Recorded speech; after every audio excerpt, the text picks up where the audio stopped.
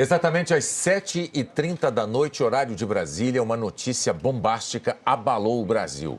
O colunista Lauro Jardim revelou no site do jornal O Globo que o dono do frigorífico JBS, Joesley Batista, entregou ao Ministério Público Federal uma gravação feita em março deste ano. Nela, Joesley Batista conta ao presidente Michel Temer que está pagando pelo silêncio do ex-deputado Eduardo Cunha.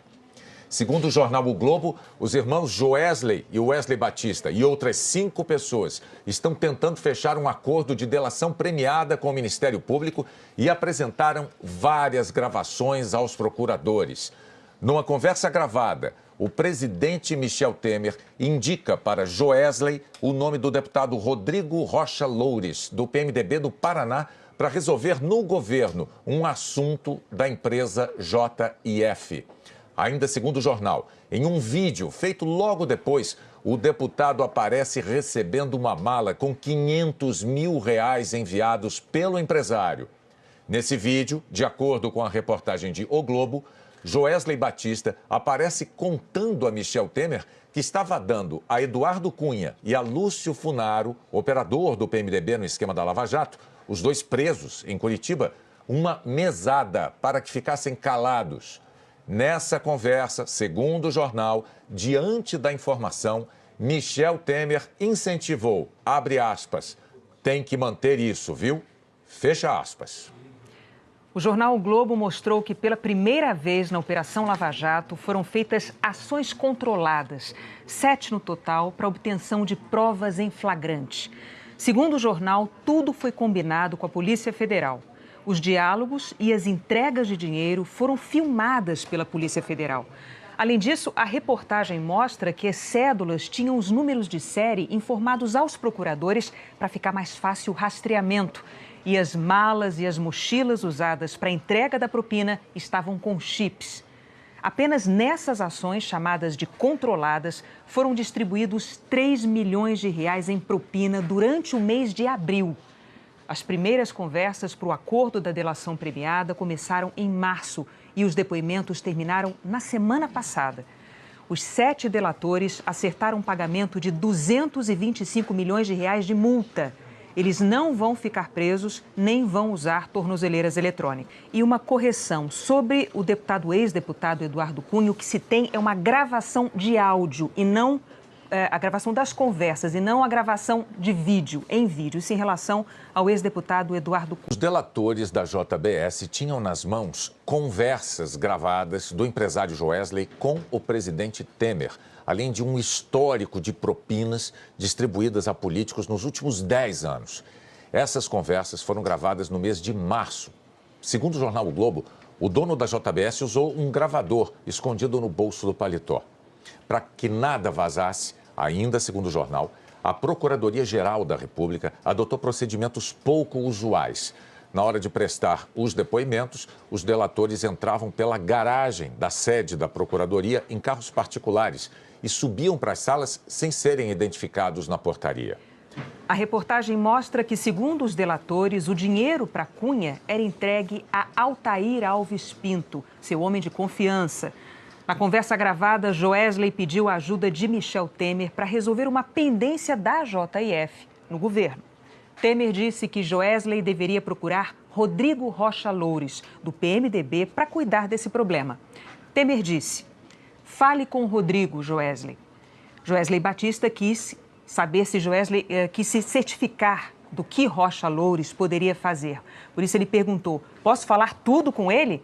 E o presidente Michel Temer respondeu, tudo. Ainda segundo a reportagem, Rocha Loures é um conhecido homem de confiança do presidente. Foi chefe de relações institucionais da vice-presidência, sob Temer. Após o impeachment, ele virou assessor especial da presidência e, no mês de março, voltou à Câmara dos Deputados, ocupando a vaga do ministro da Justiça, Osmar Serralho. A reportagem do jornal O Globo na internet mostra também que Joesley relatou que Guido Mantega era o contato dele com o Partido dos Trabalhadores. Segundo Joesley, era com Mantega que o dinheiro de propina era negociado para ser distribuído aos petistas e a aliados. Mantega, segundo a reportagem, também operava os interesses da JBS no BNDES. Joesley revelou também que pagou 5 milhões de reais para Eduardo Cunha após a prisão dele, valor referente a um saldo de propina que o PMDBista tinha com Joesley.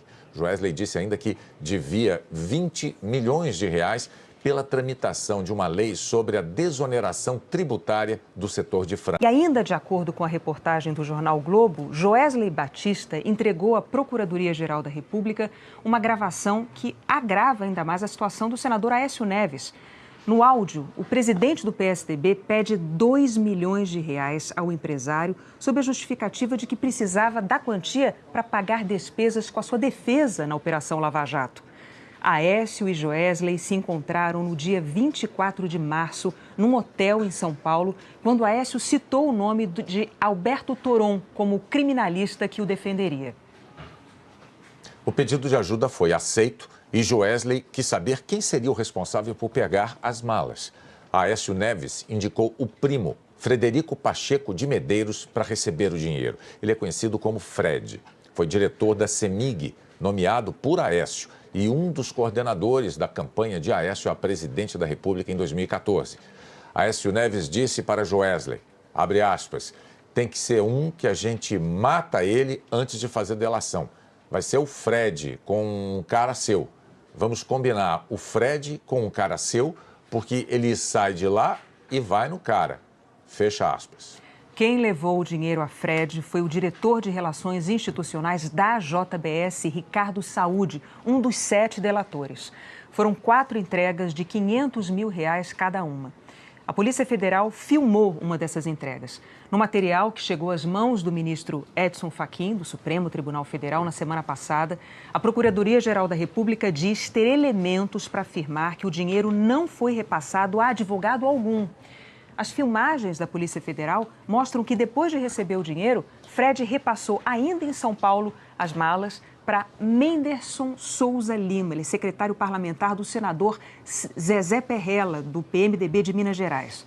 Não há, portanto, nenhuma indicação de que esse dinheiro tenha ido para o advogado Alberto Toron. A gente já disse, essas revelações todas feitas pelo site do jornal O Globo vieram a público às 7h30 da noite. O que tivemos até agora foram as notícias do jornal O Globo, aqui reproduzidas no Jornal Nacional. E agora vamos ao vivo a Brasília. O Marcos Lozecan está lá e fala ao vivo. Você está no Supremo, não é isso, Lozecan? É isso, Bonner. Boa noite para você, boa noite a todos que nos assistem. E o Supremo Tribunal Federal, pelo menos até agora, não deu nenhuma informação oficial sobre essa delação premiada feita pelos donos da JBS, o Joesley Batista e o Wesley Batista. Ou seja, o Supremo não confirma sequer se essa delação foi homologada, ou seja, validada pelo ministro relator da Lava Jato, Luiz Edson Fachin. Nós estivemos agora há pouco, vários jornalistas, em frente ao gabinete do ministro Luiz Edson Fachin, em busca de informações, mas pediram para que a gente saísse de lá e a porta foi fechada. E isso não é uma atitude normal aqui no Supremo Tribunal Federal. Depois nós fomos à Secretaria de Imprensa do Supremo, onde tivemos a seguinte informação. Eles estão procurando lá também falar com o ministro Fachin para ver se confirmam tudo isso, se obtêm mais informações para passar para a gente aqui no Supremo Tribunal Federal. Uma coisa que a gente pode informar agora de certeza é que os investigadores da Lava Jato confirmaram que tudo que saiu no site do jornal O Globo é verdadeiro. Nós voltamos a falar sobre a notícia bombástica do jornalista Lauro Jardim, que o site do jornal O Globo publicou agora à noite. O colunista revelou que o dono da JBS, Joesley Batista, gravou conversa com o presidente Michel Temer, em que Temer deu o aval para a compra do silêncio de Eduardo Cunha na prisão. A gente vai voltar a Brasília agora ao vivo. Vamos conversar com o repórter Marcos Lozecan, ele está em frente ao Supremo Tribunal Federal. Lozecan, boa noite. Alguma nova movimentação no gabinete do ministro Edson Fachin aí no Supremo? Pois é, Renata, boa noite para você, que eu não tinha dado ainda, né? Olha só, o clima aqui é muito tenso. No Supremo Tribunal Federal, isso caiu também como uma bomba, foi uma grande surpresa o vazamento dessas informações. A Procuradoria-Geral da República, que fez as investigações, que fez também a delação premiada, que ainda não foi homologada, a Procuradoria-Geral da República diz que não vai se manifestar, nem confirmou e também não negou que essa delação já teria sido ou não homologada. A gente ficou sabendo mais cedo que o Procurador-Geral da República, Rodrigo Janot, teria estado aqui numa reunião de emergência com o ministro Fachin, mas na garagem a gente viu um carro que depois se confirmou que não era o carro dele. A gente não tem certeza se ele esteve aqui ou não. O teor das informações publicadas no jornal O Globo já foi confirmado por investigadores da Lava Jato. E uma última informação, a defesa do ex-deputado Eduardo Cunha disse que ele não vai se manifestar por enquanto. Agora vamos ao Congresso Nacional, onde está a minha colega, a repórter Zileide Silva.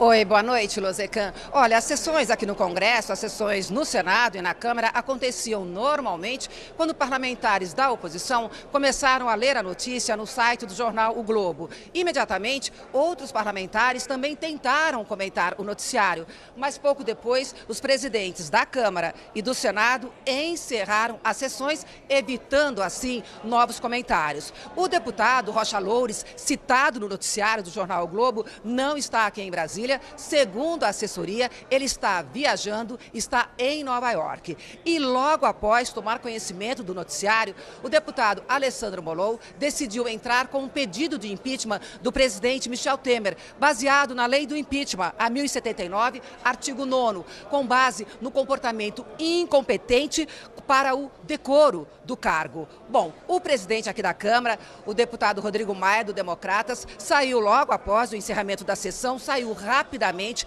falando ao celular e disse que é preciso conhecer um pouco mais do noticiário, mas que o noticiário pode sim ser grave. Agora vamos ao Congresso Nacional novamente, onde está a minha colega Zileide Silva. Oi, Lozecan, eu falei há pouco que as sessões foram encerradas no Senado e na Câmara e imediatamente depois alguns senadores se reuniram na liderança do PT. Já que na Câmara, alguns deputados se reuniram na liderança do PDT justamente para discutir os próximos passos, o que fazer a partir dessa notícia do jornalista Lauro Jardim no site do jornal O Globo. Como eu disse também, o presidente da Câmara, o deputado Rodrigo Maia, do Democratas, pouco antes das 8 horas, quando ele encerrou a sessão, ele saiu do plenário falando ao telefone e conversou rapidamente com o jornalista sem deixar o celular. E perguntado se ele achava que esse noticiário do jornalista Lauro Jardim era grave, ele comentou o seguinte, que se não fosse grave, nós jornalistas não estaríamos tratando disso. Já o líder do Democratas, o deputado Efraim Filho, disse que o noticiário é grave sim, pediu celeridade na investigação e uma resposta para a sociedade. E nós vamos agora ao Palácio do Planalto com a repórter Délis Ortiz. Boa noite, Zileide, boa noite a todos. Quando a notícia foi divulgada, pegou o Palácio do Planalto num dia de agenda muito tranquila. O presidente Michel Temer estava reunido com governadores do Nordeste, Bahia, Maranhão, Ceará, Rio Grande do Norte, Alagoas e Sergipe. O secretário de Comunicação da Presidência da República e o porta-voz subiram imediatamente ao terceiro andar, onde fica o gabinete presidencial. Precisavam avaliar as declarações e definir algum tipo de resposta. Na sequência, o ministro-chefe da Casa Civil, Eliseu Padilha, também correu para o gabinete de Temer. Consta que o presidente da Câmara, Rodrigo Maia, também está no gabinete presidencial nesse momento. A reunião continua e até agora não houve nenhuma manifestação do Planalto sobre as declarações envolvendo o presidente da República. Bonner, Renata. Aí está a Délis Ortiz terminando esse giro de repórteres ao vivo de Brasília. Lembrando que todas essas informações vieram a público no site do jornal O Globo, a questão de 1h10, por isso a repercussão ainda é essa que nós tivemos. Até agora, silêncio. Brasília assustada com as revelações do jornal O Globo. Vamos agora saber de novas informações no Palácio do Planalto com a repórter Délis Ortiz. Oi, Délis. Oi, Zileide. Oi a todos, né? Assim que essa notícia foi divulgada, deixou o Palácio do Planalto em alvoroço. Uma reunião que Temer estava tendo com governadores foi suspensa. O porta-voz e o secretário de Comunicação da Presidência da República correram para o gabinete presidencial, que fica no terceiro andar do Palácio.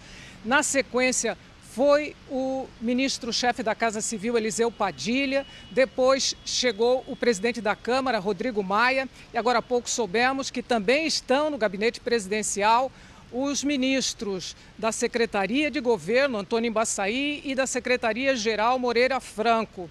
Eles estão ainda discutindo e avaliando esse noticiário. Até agora não houve nenhuma manifestação. Eu já falei com os ministros, ninguém atendeu o telefone.